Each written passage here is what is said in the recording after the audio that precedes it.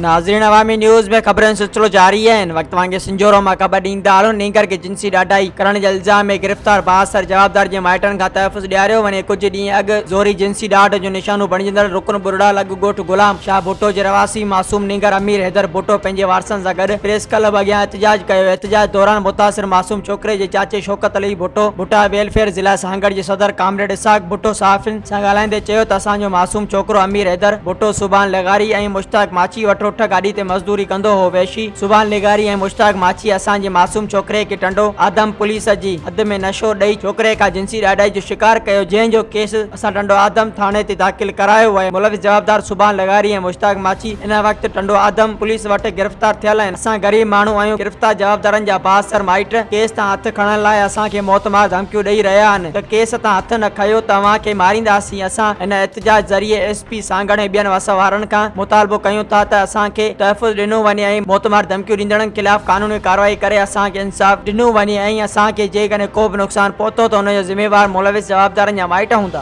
मज़ीद खबरों और तफसीलात के लिए विजिट करें हमारी वेबसाइट www.awamiNewsHD.com।